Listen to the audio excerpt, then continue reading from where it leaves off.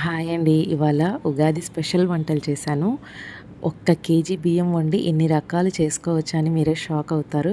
పులిహోర, చిత్రాన్నం, దద్దోజనం, పరమాన్నం,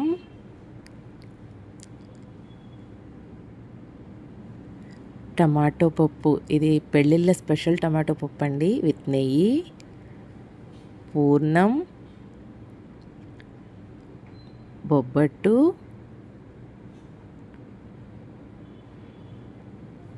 బెండకాయ జీడిపప్పు వేపుడు, గుత్తి వంకాయ కూర ఆంధ్ర స్పెషల్,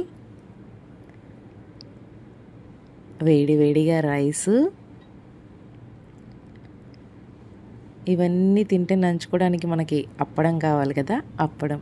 దీంతోపాటు ఒక్క పచ్చడి కూడా ఉంటే భలేగా ఉంటుంది కదండి. కొత్త ఆవకాయ పట్టాను, ఒక్క ఆవకాయ ముక్కతో పచ్చడి కూడా. ఇంకా స్పెషల్ ఉగాది పచ్చడి అండి.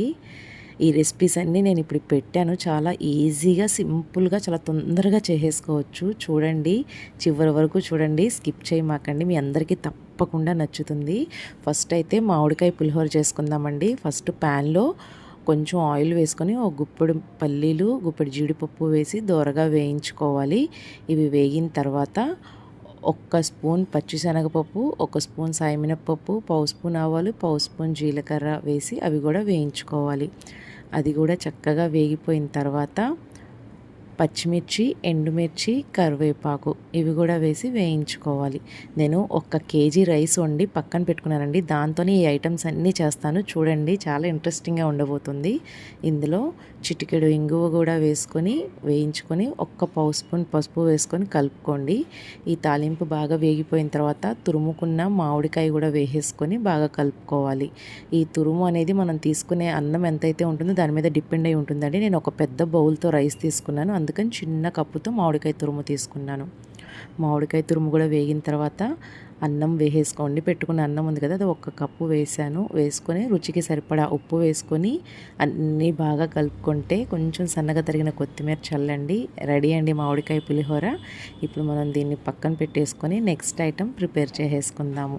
ఇది పరమాన్నం చేస్తున్నానండి. ఒక 1/2 లీటర్ పాలు మరగబెడుతున్నాను. అవి చక్కగా మరుగుతూ ఉన్నప్పుడు మనం ఉడికించి పెట్టుకున్న రైసు ఒక కప్పు ఇందులో వేస్తున్నాను.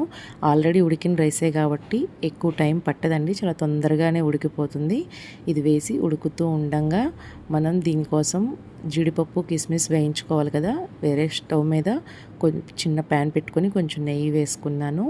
అందులో జీడిపప్పు, కిస్మిస్ వేసేసి దోరగా వేయించేసుకోవాలి. ఇంకా అది చాలా తొందరగా వేగిపోతాయండి. స్టవ్ ఆఫ్ చేసేసుకొని వాటిని మనం పక్కన పెట్టేసుకోవాలి. చూసారు కదా, చక్కగా వేగిపోయింది.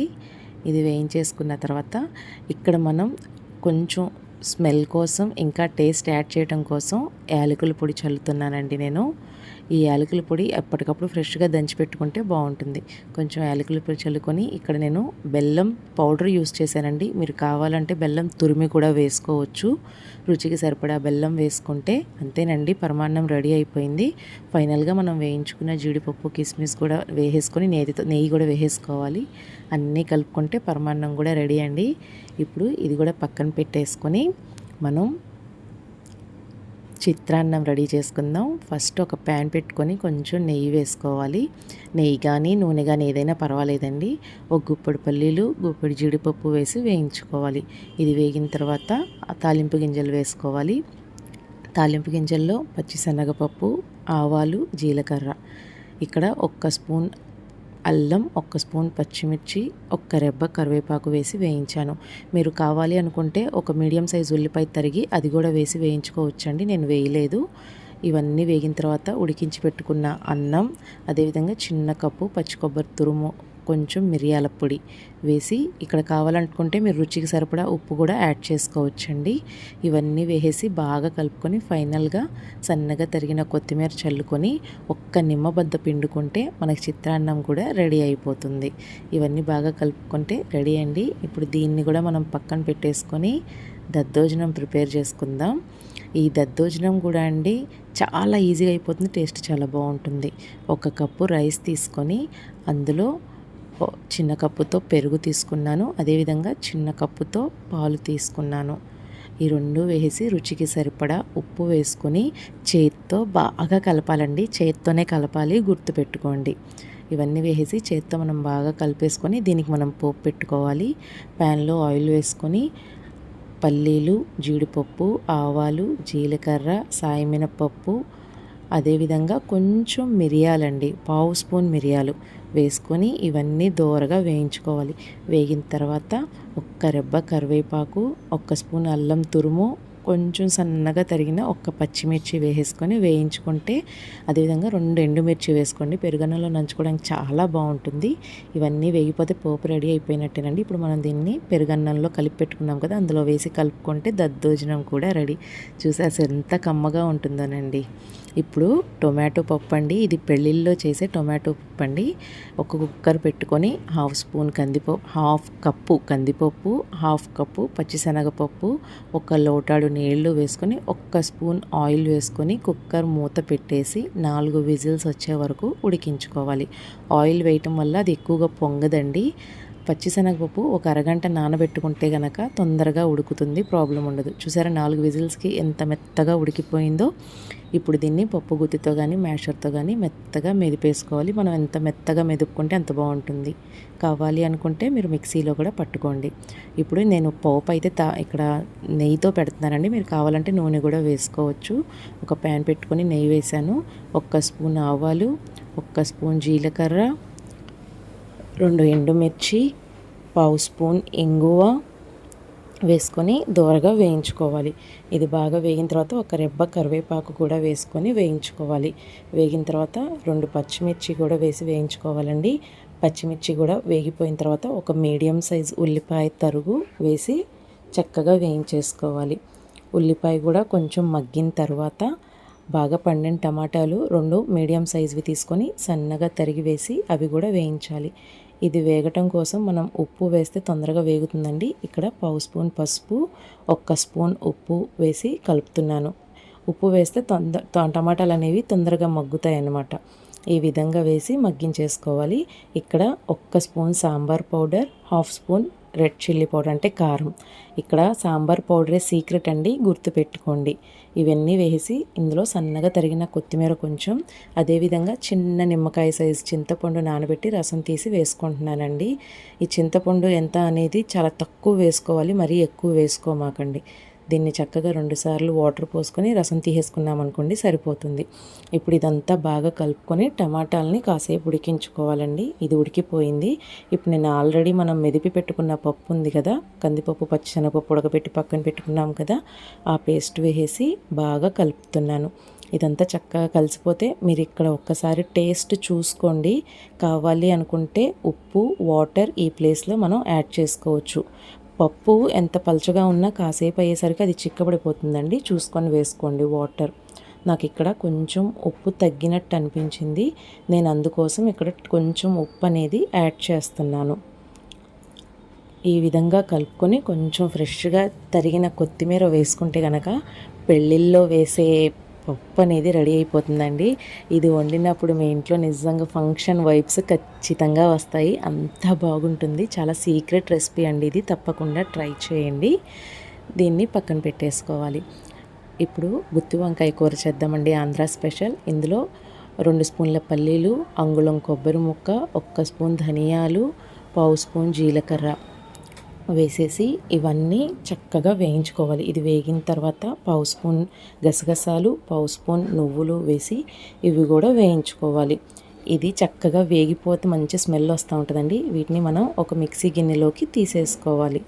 ఒక మిక్సీ గిన్నెలోకి తీసుకొని ఒక్క ఉల్లిపాయ, ఒక్క టొమాటో, అదేవిధంగా కొంచెం కొత్తిమీర చిన్న ముక్కలుగా కోసుకొని ఇందులో వేసి మిక్సీ పట్టేసుకోవాలి. మనం కొంచెం అల్లం వెల్లుల్లిపాయ పేస్ట్, కొంచెం వాటర్ యాడ్ చేసుకుంటే బాగుంటుందండి. ఈ విధంగా పేస్ట్ చేసుకోవాలి. ఇప్పుడు గుత్తి వంకాయల్ని ఇట్లా చూసుకొని పుచ్చులు లేకుండా నీళ్ళల్లో వేసి పెట్టుకోవాలి, ఉప్పు నీళ్ళల్లో. వీటిలో మనం నూరుకున్న మసాలా కూరుకుంటే సరిపోతుందండి. ఈ విధంగా వంకాయలన్నిటికీ మసాలా కూరేసి పక్కన పెట్టుకోవాలి. చాలా ఈజీగా చేసుకోవచ్చు. టేస్ట్ చాలా బాగుంటుందండి. అన్నీ చక్కగా ఇట్లా మసాలా పట్టుకున్న తర్వాత ప్యాన్లో కొంచెం ఆయిల్ వేసుకొని మనం మసాలా పెట్టిన వంకాయలు ఉన్నాయి కదండి, అవన్నీ వేసేసి దోరగా వేయించుకోవాలి. మూత పెట్టి మగ్గించుకోవాలి, గుర్తుపెట్టుకోండి. మూత పెట్టి మగ్గిస్తేనే మనకు ఆ టేస్ట్ అనేది మెత్తగా ఉడుకుతుంది. ఆ వంకాయ అనేది మూత పెట్టి మగ్గించుకోండి. మీరు కావాలి అనుకుంటే మసాలా నూరేటప్పుడే కొంచెం ఉప్పు యాడ్ చేసుకోండి, బాగుంటుంది. ఈ విధంగా అన్నీ వేయించేసుకొని వంకాయలు మగ్గిన తర్వాత తీసి పక్కన పెట్టేసుకోండి. అదే ఆయిల్లో ఒక్క రెబ్బ కరివేపాకు వేసి వేయించాలి. అందులోనే మనం మిగిలిన మసాలా కూడా ఉంది కదండి, ఆ మసాలా పేస్ట్ కూడా వేసి కలిపేసుకోవాలి. మీరు కావాలి అనుకుంటే ఉప్పు, కారం, పసుపు మసాలాలోనే వేసి మిక్సీ పట్టేసుకోవచ్చండి. నేను ఈ ప్లేస్లో వేసాను రుచికి సరిపడా ఉప్పు, కారం, పసుపు. ఇప్పుడు కొంచెం చిన్న సైజు నిమ్మకాయ అంత చింతపండు నానబెట్టి దాని గుజ్జు కూడా తీసి మనం ఈ మసాలాలో వేసి ఉడికించుకోవాలి. మసాలా వేగిన తర్వాత మాత్రమే గుజ్జు వేయాలి, గుర్తుపెట్టుకోండి. వేసి ఇదంతా బాగా ఉడికించుకోవాలండి. ఇది మసాలా మనం ఉడుకుతుంది అనగా మనం వేయించి పక్కన పెట్టుకున్న వంకాయలు ఉన్నాయి కదా, ఆ వంకాయలు వేసేసుకొని బాగా ఉడికించేసి కొంచెం కొత్తిమీర చల్లి రెడీ చేసేసుకోవచ్చు. గుత్తి వంకాయ కూర రెడీ.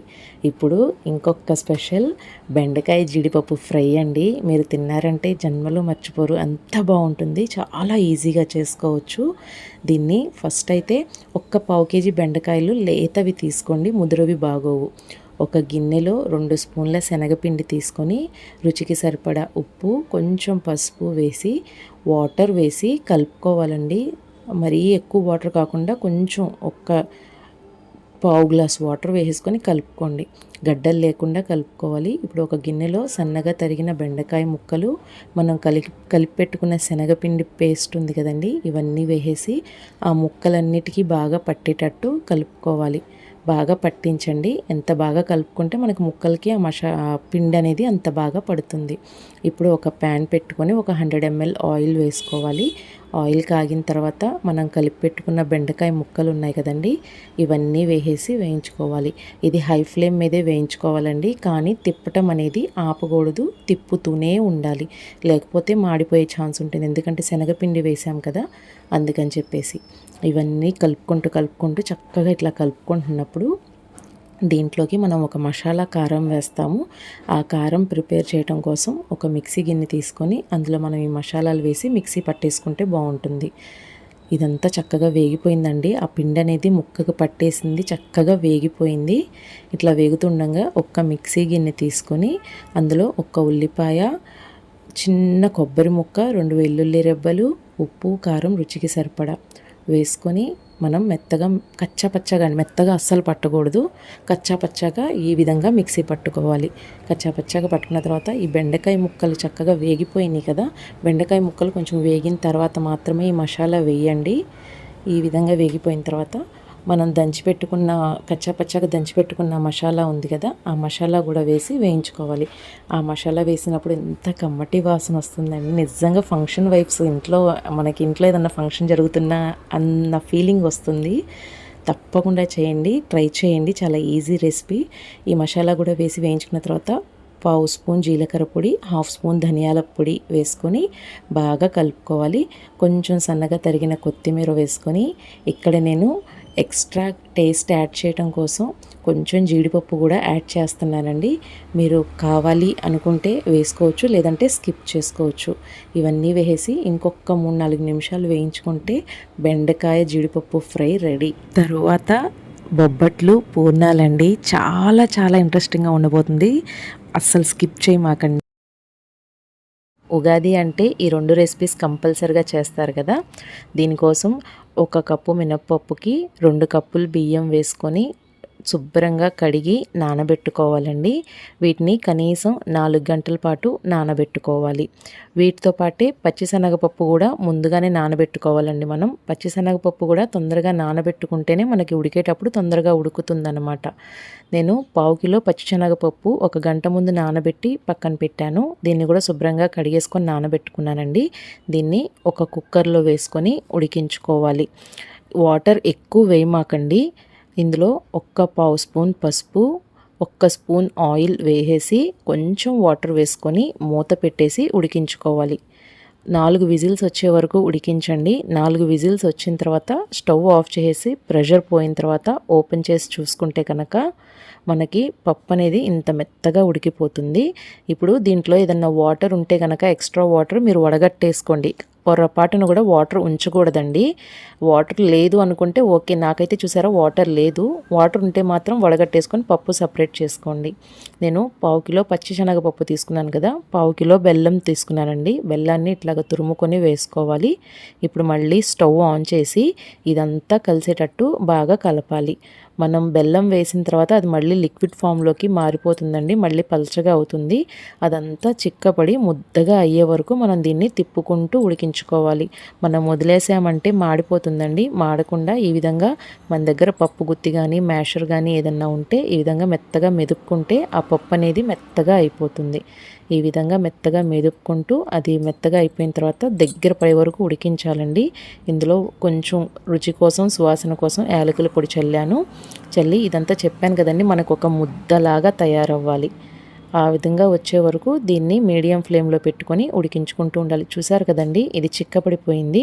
ఈ స్టేజ్లో మనం స్టవ్ ఆఫ్ చేసేసి ఒక ప్లేట్లోకి దీన్ని తీసి మనం చల్లారబెట్టుకోవాలి. ఇప్పుడు ఇట్లా ఉంది కానీ ఇది చల్లారితే ఇంకొంచెం గట్టిపడిద్దండి. అందుకని చెప్పేసి ఈ స్టేజ్ వచ్చే వరకు ఉడికించుకుంటే సరిపోతుంది. ఇది చల్లారిపోయిందండి. ఇందులో సగం పూర్ణాల కోసం సగం బొబ్బట్ల కోసం యూస్ చేసుకోవచ్చు ఇదే దాన్ని. ఇప్పుడు సగం పక్కన పెట్టేశాను కదా, ఇందులో పూర్ణం వేసుకోవటం కోసం నేను కొంచెం పచ్చి కొబ్బరి తురుము, పావు చిప్ప పచ్చి కొబ్బరి తురుము వేసి కలుపుతున్నానండి. పూర్ణాల్లో పచ్చి కొబ్బరి వేస్తే టేస్ట్ బాగుంటుంది. ఈ విధంగా పచ్చి కొబ్బరి వేసి ఇదంతా బాగా కలిసేటట్టు కలుపుకొని ఒక ముద్దలాగా మనకు చల్లారిన తర్వాత చూసారా ఒక ముద్దలాగా తయారైంది. ఇప్పుడు మనం దీన్ని చిన్న చిన్న బాల్స్ లాగా చేసుకొని ఎన్ని కావాలనుకుంటే అన్ని చేసుకోవచ్చు. సైజ్ ఎన్ని వస్తాయి అనేది మనం చేసుకునే సైజు మీద డిపెండ్ అయి ఉంటుందండి. మనకి ఏ సైజు కావాలనుకుంటే ఆ సైజు ఈ విధంగా చిన్న చిన్న ఉండలుగా చేసుకొని పక్కన పెట్టేసుకోవాలి. ఈ విధంగా పక్కన పెట్టేసుకొని మనం నానబెట్టుకున్న మినపప్పు బియ్యం నానబెట్టుకున్నాం కదా, 4 గంటలు అయిపోయిందండి. నేను వీటిని ఇప్పుడు ఒక మిక్సీ గిన్నెలో 2 కలిపేసుకొని ఇందులో కొంచెం వాటర్ యాడ్ చేసి పిండి రుబ్బుకుంటున్నాను. దోశ పిండి అంత మెత్తగా రుబ్బాలండి, కానీ వాటర్ మాత్రం చాలా తక్కువగా వేసుకోండి. ఎందుకంటే పిండి పల్చనైతే కనుక పూర్ణం పైన కోటింగ్ అనేది సరిగ్గా పట్టదన్నమాట. ఈ విధంగా మెత్తగా రుబ్బేసుకొని ఒక గిన్నెలోకి తీసుకోవాలి. ఇందులో 1 స్పూన్ పంచదార వేసుకొని 1 స్పూన్ ఉప్పు కూడా వేసుకొని బాగా కలుపుకోవాలి. ఇదంతా బాగా కలిసేటట్టు కలుపుకొని ఇప్పుడు ఆయిల్ పెట్టుకోవాలండి పూర్ణం వేయించుకోవడానికి. నేను చేసుకున్న చిన్న చిన్న ఉండలు ఉన్నాయి కదా, వాటిని పిండిలో డిప్ చేసి ఈ విధంగా వేసి డీప్ ఫ్రై చేసి వేయించుకోవాలి. చక్కగా తిప్పుతూ వేయించుకుంటే 4 పక్కల ఎర్రగా వేగి మంచిగా కరకరలాడతాయండి. పైన కరకరలాడతాయి, లోపల మంచిగా మెత్తగా ఉంటాయి. ఈ ఫస్ట్ టైం చేసే వాళ్ళకి కూడా పర్ఫెక్ట్గా వస్తుంది. చూసారా ఎంత మంచి గోల్డెన్ బ్రౌన్ కలర్ వచ్చిందో. ఈ కలర్ వచ్చే వరకు వేయించుకొని అన్నీ తీసి మనం పక్కన పెట్టి వేడివేడిగా సర్వ్ చేసుకోవచ్చండి. మనం చేసిన ఒక్కటే పచ్చెనగపప్పు పేస్ట్తో పూర్ణాలు చేసుకోవచ్చు, బొబ్బట్లు చేసుకోవచ్చు, చాలా ఈజీగా కూడా చేసుకోవచ్చు. దీన్ని నెయ్యితో సర్వ్ చేస్తే బాగుంటుంది, తప్పకుండా ట్రై చేయండి. ఇప్పుడు దీనికి పూర్ణాలు అయిపోయినాయి కదా, బొబ్బట్లు కూడా చేద్దాము. ఒక ప్లేట్లో 1 కప్పు గోధుమ పిండి, 1/2 కప్పు మైదా వేసుకొని ఇందులో 1/2 స్పూన్ పసుపు వేయండి.